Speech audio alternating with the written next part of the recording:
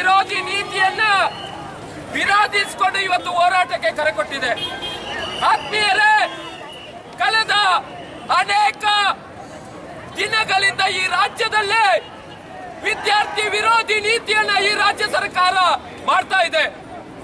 ಇವತ್ತು ಬಡ ಪ್ರತಿಭಾನ್ವಿತ ವಿದ್ಯಾರ್ಥಿಗಳಿಗೋಸ್ಕರ ಈ ದೇಶದಲ್ಲಿ ಸಿಇಟಿಯನ್ನ ಜಾರಿಗೆ ತರಲಾಗಿದೆ.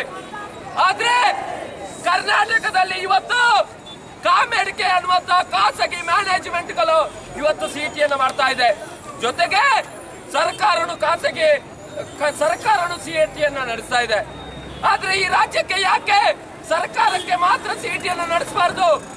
ಇವತ್ತು ಸರ್ಕಾರದ ಫೆಸಿಲಿಟೀಸ್ಗಳನ್ನ ತೆಗೆದುಕೊಂಡಿರತಕ್ಕಂತ ಅನೇಕ ಖಾಸಗಿ ಇಂಜಿನಿಯರಿಂಗ್ ಕಾಲೇಜುಗಳು, ಮೆಡಿಕಲ್ ಕಾಲೇಜುಗಳು ಇವತ್ತು ವಿದ್ಯಾರ್ಥಿಗಳಿಗೆ ತೊಂದರೆಯನ್ನ ಮಾಡಲಿಕ್ಕೆ ಹೊರಟಿದೆ. ಈ ರಾಜ್ಯ ಸರ್ಕಾರ ಬಡ ಪ್ರತಿಭಾನ್ವಿತ ವಿದ್ಯಾರ್ಥಿಗಳ ಪರವಾಗಿ ನಿಲ್ಲಬೇಕಾಗಿದೆ. ಆದ್ರೆ ಇವತ್ತು ಬಡ ಪ್ರತಿಭಾನ್ವಿತ ವಿದ್ಯಾರ್ಥಿಗಳ ಪರವಾಗಿ ನಿಲ್ತಾ ಇಲ್ಲ. ಈ ರಾಜ್ಯದಲ್ಲಿ ಸಿಇಟಿ ಮೂಲಕ ಇವತ್ತು ವಿದ್ಯಾರ್ಥಿಗಳು ಆಯ್ಕೆಯಾಗಿರತಕ್ಕಂತ ವಿದ್ಯಾರ್ಥಿಗಳು ಅವರಿಗೆ ಹೆಚ್ಚುವರಿ ಶುಲ್ಕವನ್ನ ಈ ರಾಜ್ಯ ಸರ್ಕಾರ ತೆಗೆದುಕೊಳ್ಳಿಕ್ಕೆ ಹಿಂಬಾಗಿಲಿನಿಂದ ಇವತ್ತು ಖಾಸಗಿ ಆಡಳಿತ ಮಂಡಳಿಗಳಿಗೆ ಹೇಳಿದೆ. ಇವತ್ತು 10,000ದಿಂದ 1,00,000ದವರೆಗೆ ವಿದ್ಯಾರ್ಥಿಗಳಿಂದ ಹೆಚ್ಚುವರಿಯಾಗಿರತಕ್ಕಂತ ಶುಲ್ಕವನ್ನ ಖಾಸಗಿ ಇಂಜಿನಿಯರಿಂಗ್ ಕಾಲೇಜುಗಳು, ಮೆಡಿಕಲ್ ಕಾಲೇಜುಗಳು ಇವತ್ತು ತೆಗೆದುಕೊಳ್ತಾ ಇದೆ. ಸರ್ಕಾರ ಪ್ರೊಫೆಸರ್ ವೆಂಕಟರಮಣ ಸಮಿತಿಯನ್ನ ರಚಿಸಿದೆ. ಪ್ರೊಫೆಸರ್ ವೆಂಕಟರಮಣ ಸಮಿತಿ ಕೊಟ್ಟಿರತಕ್ಕಂತ ವರದಿಯನ್ನ ಈ ರಾಜ್ಯ ಸರ್ಕಾರ ಜಾರಿಗೆ ತೆಗೆದುಕೊಂಡು ಬಂದಿಲ್ಲ. ವಿದ್ಯಾರ್ಥಿಗಳು ಎಷ್ಟು ಹಣವನ್ನ ಹೆಚ್ಚುವರಿಯಾಗಿ ಕೊಟ್ಟಿದ್ದಾರೆ ಅನ್ನುವಂಥದ್ದು ಆ ವರದಿಯಲ್ಲಿ ಇದೆ.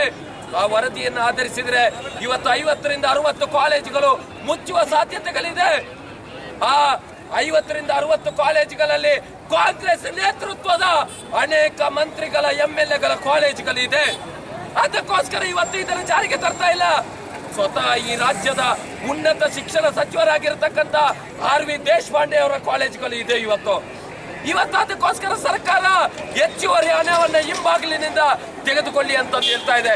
ನಿಮಗೇನಾದ್ರೂ ತಾಕತ್ತಿದ್ರೆ ಮುಂಬಾಗಿಲಿನಿಂದ ತೆಗೆದುಕೊಳ್ಳಿ ಅನ್ನುವಂತ ಆದೇಶವನ್ನ ನೀವು ಮಾಡಬೇಕಿತ್ತು. ನಿಮಗೆ ಇವತ್ತು ವಿದ್ಯಾರ್ಥಿಗಳನ್ನ ಎದುರು ಹಾಕೊಳ್ಳಿಕ್ಕೆ ಧೈರ್ಯ ಇಲ್ಲ. ಆದ್ರೆ ಈ ತರದ ಹಿಂಬಾಗಿಲಿನಿಂದ ಆದೇಶ ಮಾಡಿ ಇವತ್ತು ಲಕ್ಷಾಂತರ ರೂಪಾಯಿ ಹಣವನ್ನ ದೋಚ್ತಾ ಇದ್ದಾರೆ ಈ ಸರ್ಕಾರ. ಇವತ್ತು ಕಣ್ಣು ಮುಚ್ಚಿಕೊಂಡು ಕೂತ್ಕೊಂಡಿದೆ. ಯಾರು ಕಂಪ್ಲೇಂಟ್ ಮಾಡಿದ್ರು ಅದಕ್ಕೆ ಉತ್ತರ ಕೊಡ್ತಾ ಇಲ್ಲ. ಇವತ್ತು ಬಡ ಪ್ರತಿಭಾನ್ವಿತ ವಿದ್ಯಾರ್ಥಿಗಳ ಪರವಾಗಿ ನೀವು ನಿಂತಿಲ್ಲ ಅನ್ನುವಂಥದ್ದು ಇದು ತೋರಿಸ್ತಾ ಇದೆ. ಅದಕ್ಕೆ ABVP ಇತ್ತು ಕರೆ ಕೊಟ್ಟಿದೆ. ಇವತ್ತು ರಾಜ್ಯದಲ್ಲಿ ಹೋರಾಟ ಮಾಡ್ತಾ ಇದ್ವಿ. ನಿನ್ನೆ ಸಿಇಟಿ ಸೆಲ್ಲ ಮುಂದೆ ಹೋರಾಟ ಮಾಡಿದ್ವಿ. ಈ ಹಿಂದೆನೂ ನಾವು ಹೋರಾಟ ಮಾಡಿದ್ವಿ. ನಿಮಗೆ ಕಣ್ಣು ಕಾಣಿಸೋದಿಲ್ಲ ಅಂದ್ರೆ ನಾವು ತೋರಿಸ್ತೇವೆ, ನಿಮ್ಮ ಕಣ್ಣನ್ನು ತೆರಿತೀವಿ. ನಾವು ಗೊತ್ತಿದೆ ನಮಗೆ. ಇವತ್ತು ಮಂಗಳೂರಿನಲ್ಲಿ ನಡೆದಿರತಕ್ಕಂಥ ಅನೇಕ ಖಾಸಗಿ ಇಂಜಿನಿಯರಿಂಗ್ ಕಾಲೇಜುಗಳಲ್ಲಿನೂ ಹೆಚ್ಚುವರಿ ಶುಲ್ಕವನ್ನು ತೆಗೆದುಕೊಳ್ತಾ ಇದ್ದಾರೆ. ವಿದ್ಯಾರ್ಥಿಗಳಿಗೆ ನಾನು ಮನವಿ ಮಾಡ್ತೇನೆ, ನಮ್ಮ ಆಫೀಸ್ ನಿಮಗೆ 24 ಅವರ್ಸ್ ತೆಗೆದಿದ್ದೆ. ನೀವು ಬಂದು ನಮ್ಮ ಆಫೀಸಲ್ಲಿ ಕಂಪ್ಲೇಂಟ್ ಕೊಡಿ. ನಾವು ನಿಮ್ಮ ಪರವಾಗಿ ನಿಲ್ತೇವೆ. ಯಾವ ಕಾಲೇಜುಗಳು ಹೆಚ್ಚುವರಿ ಶುಲ್ಕವನ್ನು ತೆಗೆಯುತ್ತೆ ಆ ಕಾಲೇಜಿನ ವಿರುದ್ಧ ನಾವು ಹೋರಾಟವನ್ನು ಮಾಡಲಿಕ್ಕೆ ನಾವು ರೆಡಿ ಇದ್ದೀವಿ. ವಿದ್ಯಾರ್ಥಿಗಳಲ್ಲಿ ನಾಯಕತ್ವ ಹಾಗೂ ಒಂದು ಸಂಘಟನೆ ಬೆಳೀತಾ ಇತ್ತು, ಅಥವಾ ವಿದ್ಯಾರ್ಥಿಗಳಲ್ಲಿ ಒಂದು ಯುವ ಮನೋಭಾವದಿಂದ ರಾಜಕೀಯ ವ್ಯವಸ್ಥೆ ಬೆಳೀತಾ ಇತ್ತು. ಆ ಒಂದು ಒಳ್ಳೆಯ ರಾಜಕೀಯ ವ್ಯವಸ್ಥೆಯನ್ನು ಹಾಳುಗೆಡುವಲ್ಲಿ ನೀವಿವತ್ತು ಸಫಲರಾಗಿದ್ದೀರಿ. ಇನ್ನು ಮುಂದೆ ಏನು ವಿದ್ಯಾರ್ಥಿಗಳ ಒಂದು ತುಚ್ಛೀಕರಣ ಮಾಡ್ತಾ ಹೋದ್ರೆ ಅದಕ್ಕೆ ಬೇಕಾದಂತಹ ಉಗ್ರ ಪ್ರತಿಭಟನೆಯನ್ನು ಕೂಡ ನೀವು ವಿರೋಧಿಸಬೇಕಾಗ್ತದೆ. ಏನು ನೀವು ಒಂದು ಮಟ್ಟದಲ್ಲಿ ವಿದ್ಯಾರ್ಥಿಗಳನ್ನು ಅಭಿವೃದ್ಧಿ ಮಾಡ್ತೀವಿ ಅಂತ ಹೇಳ್ತೀರಾ, ಮತ್ತೊಂದು ಈ ಎಲ್ಲ ಒಂದು ಮಾತು ಕೇಳಿ ಬರ್ತದೆ, ಇಂದಿನ ಮಕ್ಕಳೇ ಮುಂದಿನ ಪ್ರಜೆಗಳು ಅಂತ. ಆದ್ರೆ ಏನು ಈ ಇಂದಿನ ಮಕ್ಕಳು ಮುಂದಿನ ಪ್ರಜೆಗಳಾಗುವಲ್ಲಿ ಏನು ಚುನಾವಣೆ ಅನ್ನೋದು ಅಡಿಪಾಯವಾಗಿದೆ. ಅಂತ ಚುನಾವಣೆಯನ್ನೇ ಬ್ಯಾನ್ ಮಾಡಿರೋ ಸರ್ಕಾರದ ವಿರುದ್ಧ ನಾವು ಪ್ರತಿಭಟನೆ ಮಾಡಬೇಕಾಗಿರೋ ಅವಶ್ಯಕ.